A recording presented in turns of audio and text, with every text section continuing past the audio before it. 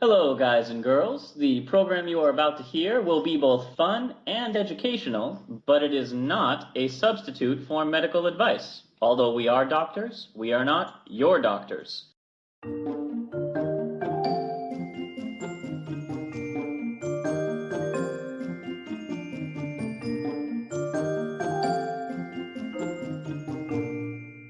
Hello, and welcome to Travel Medicine. As always, I'm your friendly neighborhood internal medicine doc, Dr. J. Hi guys, Dr. Santhosh here, your friendly neighborhood pediatric infectious disease doc and a researcher.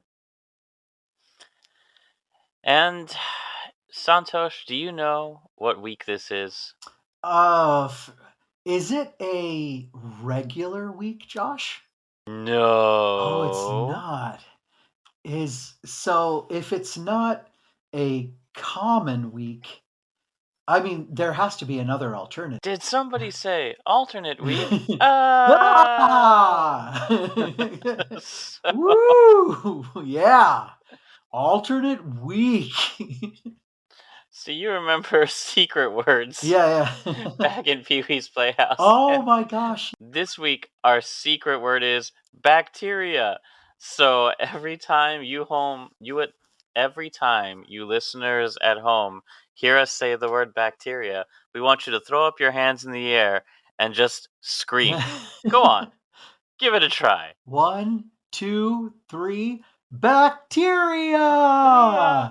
Bacteria! Yay! Huh? And Yeah. to aid in this little game, we have made it an alternate week, which means it's time for everybody's favorite segment, Journal Club. Woo! Yay! That was a one-time woo. That one is different from the bacteria woo. Wah! So We let's may get not started. actually be able to you and I do this because we have to say that word quite often coming up in the next half hour or hour or so. Yeah. You and I or UTI? Oh ho! Because one of the most common urinary tract bacteria, Ah! but one of the most common infections that humans get are urinary tract infections, and certainly very common in women just from how the anatomy is designed. Yeah, it's a short urethra, and if you irritate or inflame the end of the urethra, essentially, then you slow down the outflow. And anytime, Josh, the outflow of urine stops, so if you get stasis, then you're going to get a urinary tract infection eventually. So the bacteria are going to hang out, eat all that yummy urea, and then multiply. Now, often a urinary tract infection can be taken care of with a few short days of antibiotics, 3 to 5. Hmm. However, the most common cause of these infections, the most famed bacteria, is E. coli, and it's rapidly developing resistance to most of the antibiotics that are used. Yeah, some of So, that's our fault. You know, we're overusing it. Sometimes we overdiagnose a UTI because, we're bad about properly diagnosing abdominal pain in women. So we'll just say, "Oh, it's a UTI," and just give them a fluoroquinolone, and then next thing you know, boom, resistance. but giving an antibiotic after an infection is developed is more reactive. And of course, science is always looking for ways to be more proactive. So, in a new study, researchers have developed a pill like vaccine for UTIs that dissolves under the tongue. So, think about I guess, the nitroglycerin Yeah, tablets would be the most common nitroglycerin, equivalent. ondansetron, which is Zofran, has an ODT, an oral dissolving tablet. And then for our kids, actually, Josh, if they ever need an anti-inflammatory like prednisone, there's a formulation of prednisolone that will dissolve on the tongue. So yeah, we've got a few of these. The researchers chose to target 3 different peptides that are pretty common among a bunch of different bacteria, which they describe as Yeah. UPEC bacteria, which I know it says what that No. stands for, but all I can picture is the urine producing and exporting. Anyway, Yeah. don't mind me. So this is uropathogenic E. coli. So not all E. colis are going to cause urinary tract infections. There are specific qualities of certain E. coli strains that have more of a propensity to colonize the urinary tract and then cause an infection. So, Anyway, they created a special peptide nanofiber. mhm. They put it into mice, and they found that the mice who took this sublingual medication Yep. had increased antibody responses that bound specifically to pathogenic UPEC. Yeah. So this is way, way, way preliminary. It's really cool, but it is way it's even before preclinical, Josh, because this is all going on in mice. So you take some peptides. Peptides are short chains of amino acids, which are the building blocks of proteins, right? And they identified cool little stretches of proteins or peptides that are really unique to UPECs. Okay. So they took each of those, they, put them together in a kind of self-assembling uh, structure. Okay. And that turned into like the little pill that was the dissolving pill. They fed it to the mice. Okay. And then after a little bit, they went ahead and drew some of the blood to check their antibodies in their bloodstream. And then to test that directly against the E. coli, they just went ahead and added the serum, which contains the antibody. So they spun that out of the mice and put it on a plate, on like a little agar plate with bacteria, and said, "Oh, how well does it inhibit the growth of these E. coli?" Hey, this is pretty darn good.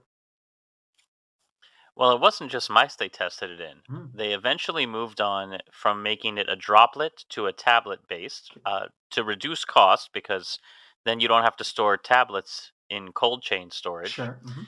They then tested it on rabbits as their oral cavity is more similar to that of Yeah. humans.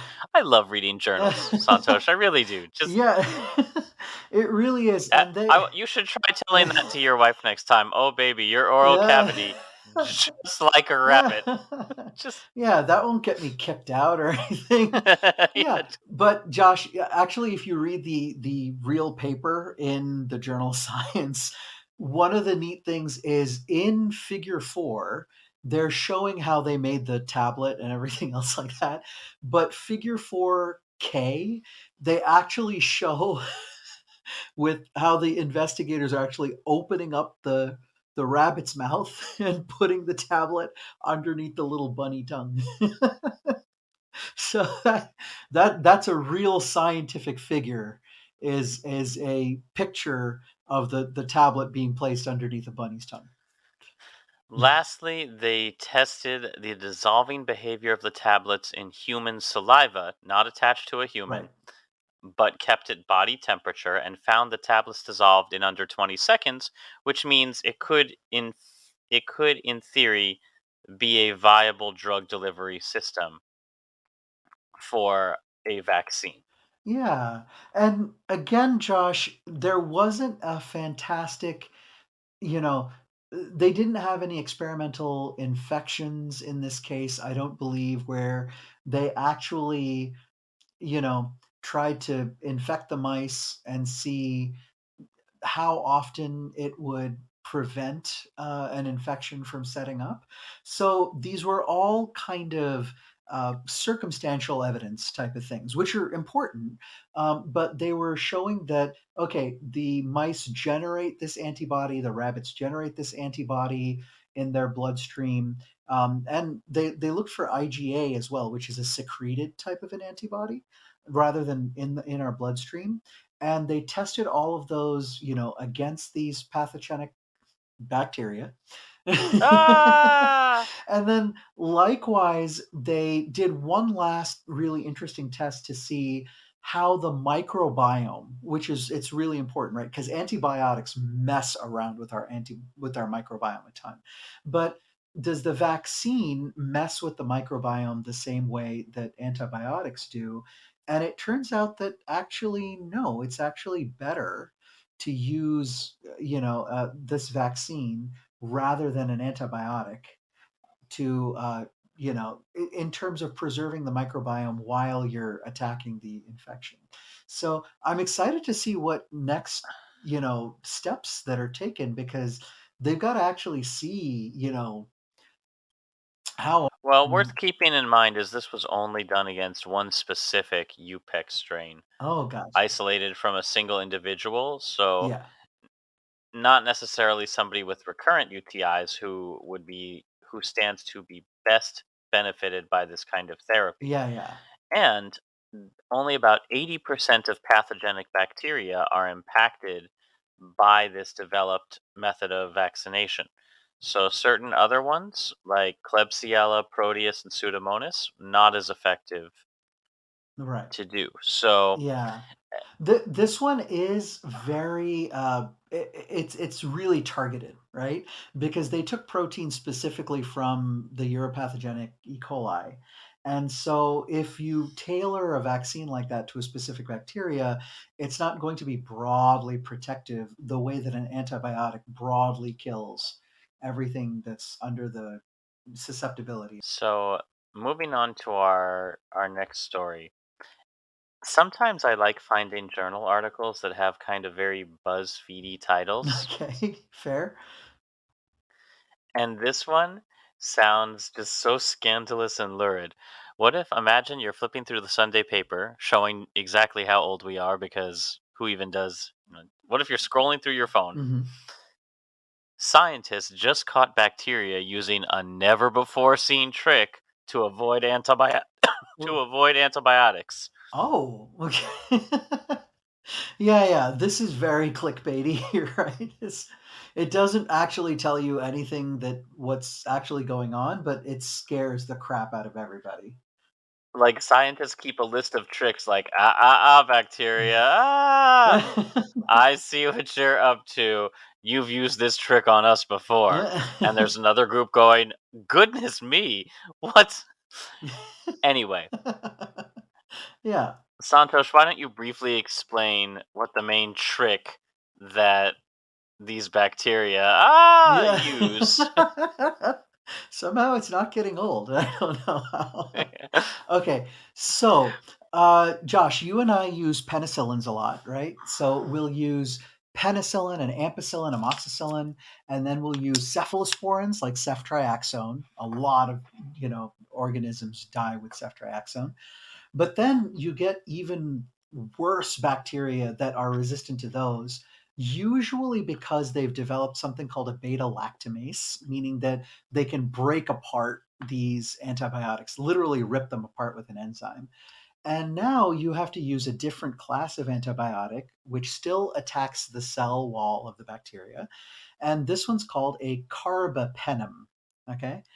And now we know that bacteria have had resistance to carbapenems for a really long time. This is a really broad, high-end antibiotic, right? You reserve this for really, really resistant bacteria. But okay, they've developed something called a carbapenemase, and now it's got an enzyme and they can destroy carbapenems by breaking them apart and anything like that. But another thing they can do, which is really scary, is they can actually, they have their cell wall, and that's covered by an outer membrane, a fatty lipid membrane, and they can actually just modify that outer membrane to just stop the molecule from getting to the cell wall at all. And this was the new trick. So what happened was this bacteria was able to take in genes that stopped the carbapenem from ever crossing into the outer membrane and then onto the cell wall. So the carbapenems couldn't get even to the place where they were supposed to act. And Josh, when these bacteria were tested, the bacteria Uh, that were resistant here, they were so horribly resistant to these carbapenems, just awful. so think of it this way: this new treatment or this new trick is the bacteria basically going into zombie bunker mode, nailing up all the doors and Yeah. windows into the cell so nothing can be transported in or out. Mhm. So, yes, it does make it harder to get something in to attack it, but it also means that it becomes slightly easier to starve the cell out. And this well, no, Yeah, no, no, and that's this bears important. it out. It ends up growing slower Yeah. when they looked at it in plates. Like if a bacteria is highly drug resistant, it's going to grow slower, which is something that I guess you could use to identify it. Although I don't know if that's going to be your first line. Well, the interesting thing here, and this has happened before with other bacteria, is that the resistance mechanism in and of itself makes it easier for our immune system to wipe it out and kill it. So it actually becomes less pathogenic.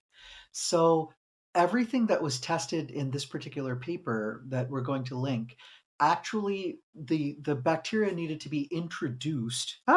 Sorry. They Right? needed to be introduced into the mice that they were experimenting on, by actually kind of like squirting it in there, right? Because this wasn't one of those easy bacteria that they're not virulent and resistant. They're one or the other. So there have been other bacteria like this, Josh, where they create a resistance mechanism, but it stops it from being able to absorb nutrients, or it uses up so much energy that it can't grow normally and it gets out competed.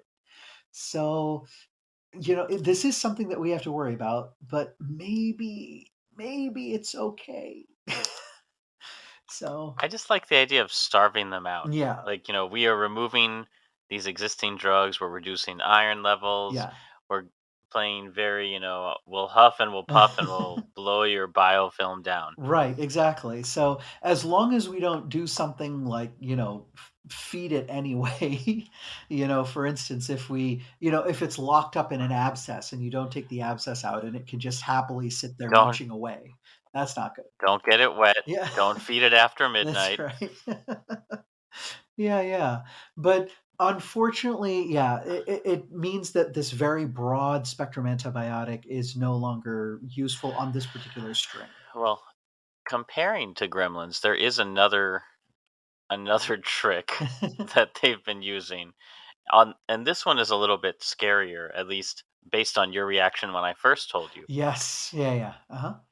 which is most of the time, bacteria need to make their own substances like folate to grow and cause disease, and that's a vitamin that we also need. Mhm. Yeah. However, what we've started to see is some streptococcus cells are able to bypass the action of an antibiotic called sulfamethoxazole, which basically blocks the bacteria's ability to To to make its own folate. right, which is, as far as we knew, that was the only mechanism they had to get folate, was to make it out of, building blocks.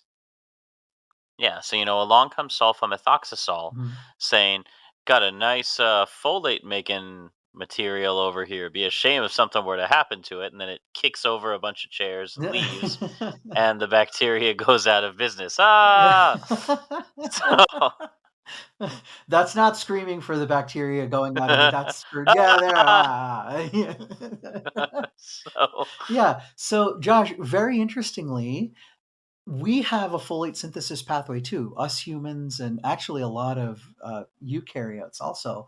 But we have a separate pathway if we're not able to make our own folate, called folate salvage, where we can actually find whole folate molecules and actually transport it into our cells and then bind it up and utilize it that way when we lose our own ability to make folate. So that was kind of, well, we can't actually produce folate, Santosh. We have to get it from our food. yeah. That's why it's a vitamin. Right, right. Or but we do have a synthesis where we can get, folate precursors and also make our own folate. But yeah, by and large, we, just have exogenous uptake.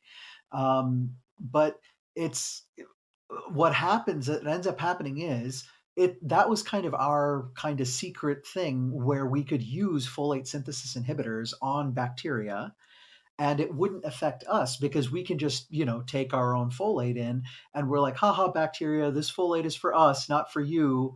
And then evidently we were wrong. So now, when looking at an antibiotic commonly prescribed to treat group A strep skin infections, Mhm. researcher Barnett and friends, which is how I like to think of et al., Yeah, Tim Barnett. Uh-huh. found a mechanism where, for the first time ever, the bacteria took folate directly from its human host when blocked from producing their own. Ah! So, Sorry. yeah, and Santosh, you should be scared. Sorry, I was screaming because the word, but yes, that too. So, so, so what happens when you have bacteria? Take folate directly from the host instead of being able to produce. Well, first off, you bypass these antibiotics' ability to be effective at all. Mhm. But why is that? Why is that so concerning? So you have, and so let me break it down. If anybody's ever heard of Bactrim, that's trimethoprim and sulfamethoxazole, super, super, super common antibiotic that's used, and especially Josh for MRSA, right? For methicillin-resistant Staph aureus, one of the big scary ones. And we have this antibiotic in our back pocket all the time because it is super, super useful, very broad spectrum. And if you start to get resistant to it, you're kind of in a bad, scary place. So the bacteria, we thought, has to make its own folate through an enzymatic pathway. So if you use this combination of trimethoprim and sulfamethoxazole, you block two of the steps in the pathway, and bacteria say, "Oh, I can't make any more folate. It needs folate in order to live." The bacteria dies, we get better, right?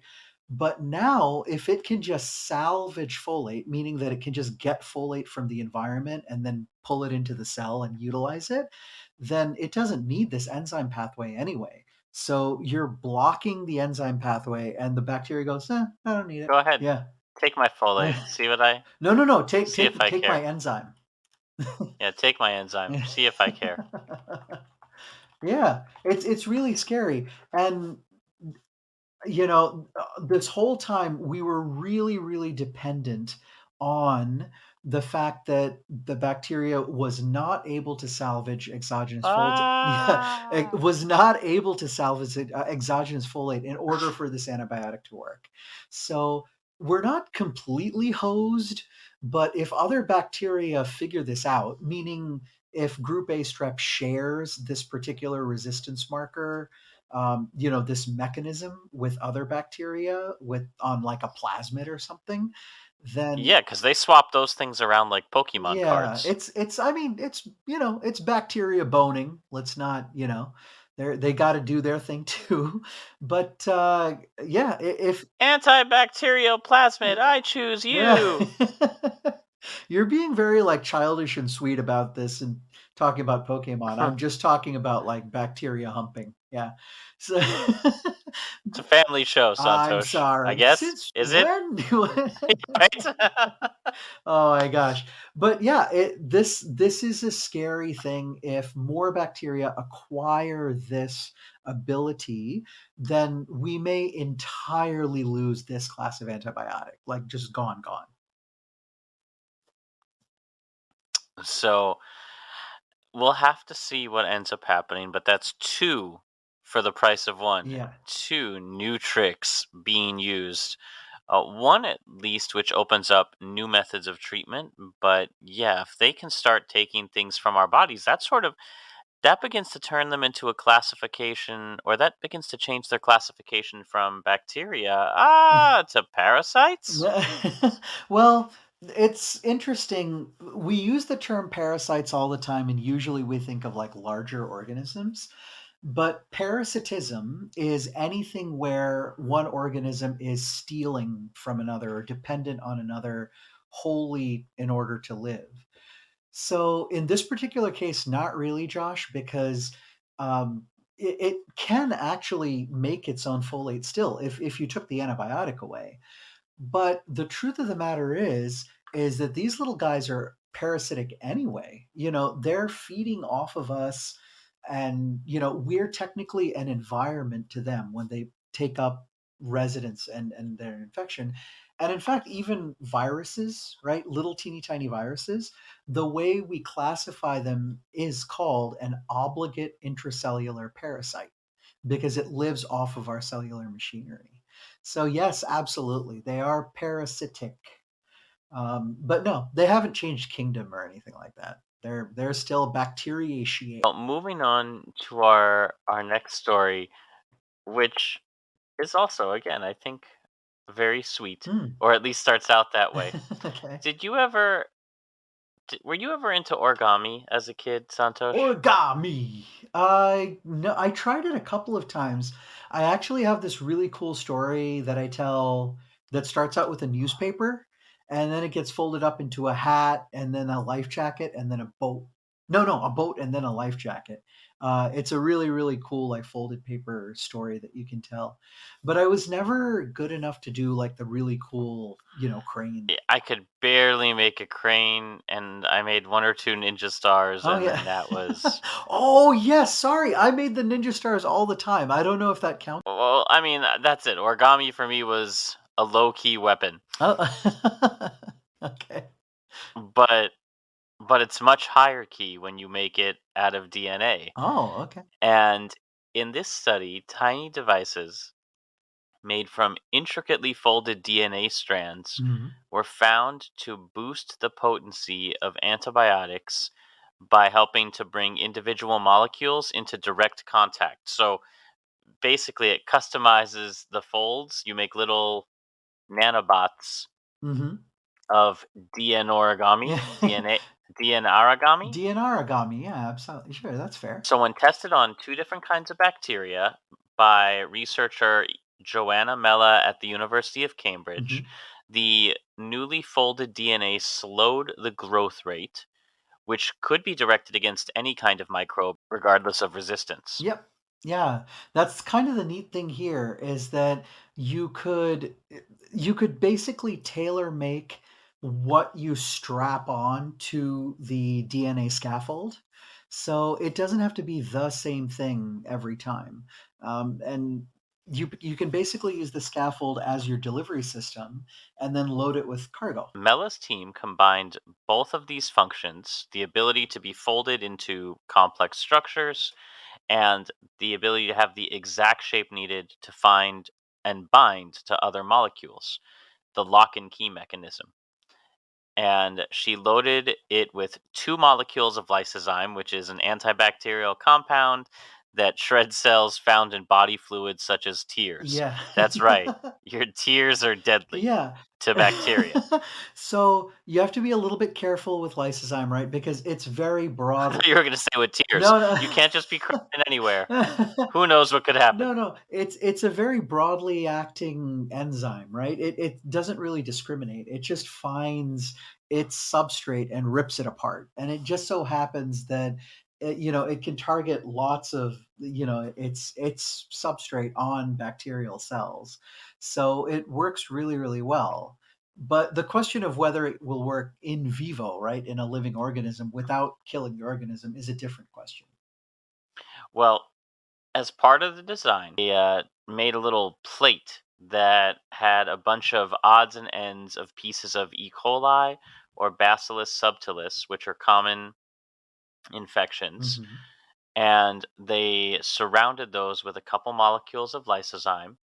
And the idea is that when you release these platforms into a culture or into the bloodstream, the platforms will lock on to the bacteria like little hooks, Mhm.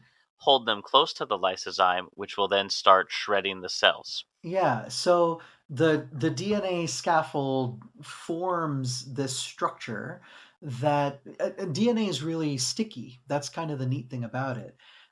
Is basically after they form the frames and you're able to latch on the lysozyme to it. Now the DNA, these chips essentially that they're making out of DNA are much more likely to stick onto the bacteria. So instead of yeah, Ah! they're so instead of the lysozyme having to go and find its target, just chemically, just by diffusion or something like that, you're kind of directing the action of that enzyme by using something, a polymer that's going to go and stick right on there. In this case, the DNA. So kind of neat, right? So not being used for information like we think of DNA, but it's now being used as like a, kind of like a cargo carrier. Pretty neat. Yeah, it's so neat. Now, you found a couple other studies about nanotech or DNA origami.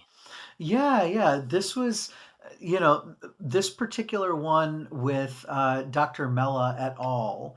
Was, all the way back in 2020.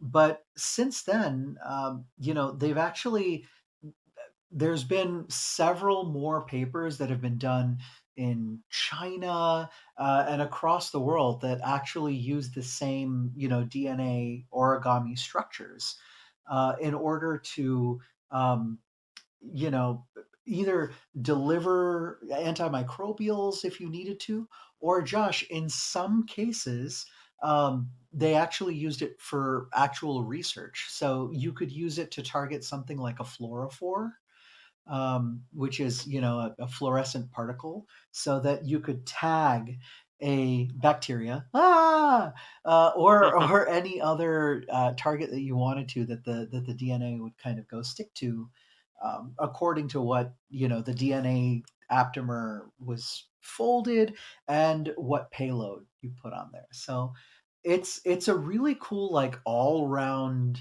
neat tool that's used to target bacteria, arg, and I think you know this might be a piece of technology that finds its niche somewhere in the future if we can get it to work really well in human beings, which we haven't done. Now, I know we focused a lot of this episode around the new ways it's finding to avoid treatment and become resistant, but there's one other thing that bacteria can do. Yeah. Ah! Okay. They're electric. Do do do do do do do do do do do do do do. So Okay. there's hear me All out. right. All Hear right. me out. Yeah. A major issue that prevents us from using a lot more nanobots and machines, as well as cameras, at least inside the human body, is that we don't have any way to power them. You know, we don't have batteries because, well, let's face it, most of them are composed of things like lead, manganese, nickel, stuff that you don't really want to swallow and have floating around inside you, Yeah. at least not for a prolonged period. But a team of researchers at Binghamton University has developed an ingestible biobattery aimed to power medical equipment deployed in hard to reach parts of the small intestine. Oh. Okay. Yeah, this is always a problem. We want to look for pathology, in the jejunum, in the ileum. These are the more distal parts of the small intestine past the duodenum, which is the very first segment that comes off of your stomach. But we don't have endoscopes that long, Josh. And even if we did, it's really hard to push them through there and scope without causing trauma. Now, we do have the good old pill cam, which we've talked about in the past, right? You can swallow the pill and then it can go down and take pictures as it's kind of floating down the river of your intestines. But But again, the battery on that will eventually wear out. and you have to poop it out. And it's done. It's gone. Well, this is not going to fix that problem, Okay. but it will say how long it can afford to stay in your system Okay. because it is comprised of inactive Bacillus subtilis. Okay. So remember that same one we saw for the other nanomachines Yeah. being tested. And It's bacillus, by com- the way, is a commensal intestinal organism, right? So it lives there anyway. It's not going to be like thrown out by the body. so it's inactive spores of bacillus that activate as soon as they reach the small intestine based on the pH and then start producing small amounts of electricity as they go about their day-to-day bacterial life. Ah! Ah. So they're put in this pH sensitive case, and It gets down, so when you swallow it, nothing happens, no worries. Sure. It reaches the stomach where the pH suddenly drops, and then when it gets to the intestine, around a pH of 6, Hmm. it will activate the spores and they will start metabolizing, and they're all self contained. And as you mentioned, commensal, so they're not going to infect you even if they do get loose. And now you can power your device as it chugs along through the intestine and it can operate for much longer, like Matt Damon in The Martian. Sweet. That's so good. Yeah, I absolutely love this. Living bacteria. Living batteries, I should say. Sorry, I forgot that one. But yeah, living batteries. And, this isn't at all out of left field or anything like that. We've got, electric eels and coffin rays and all these other amazing organisms that actually have their own voltaic piles and stuff like that, cells that can carry a charge and you know, propagate a charge. So I And absolutely, now we can use them to power our medical yeah, devices. and Think of the possibilities. but it would be so cool if this turned into like batteries of the future, right? Living batteries instead of having to dig up like toxic chemicals from the earth and then, bacteria the our batteries run out and you have to throw them away and all this kind of other stuff. So, yeah, it's can be. You just grab a container of yogurt Yeah. and say, And then yeah, exactly. Now, I don't know how much power it can put out, that's the only issue. It really could be that, you've got, enough power for, like, that pill cam or something like that for some period of time, but not enough for, something like a cell phone.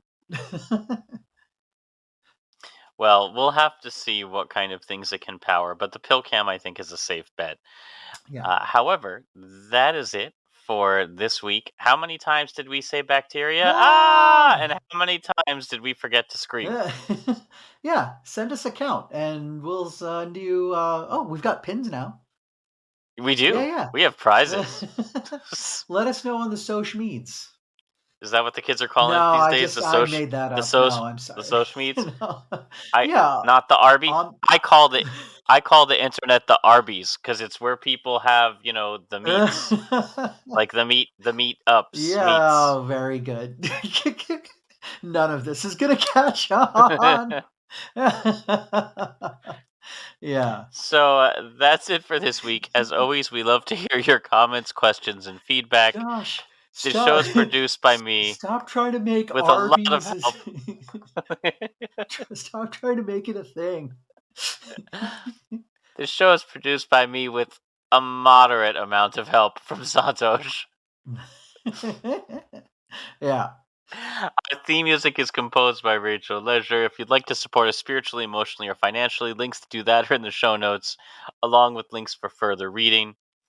And until next time, as always, keep soap on your hands, a song in your heart, a shot in your arm. When you've done all those things, find somewhere interesting to go, get out there, and happy travels. Bacteria.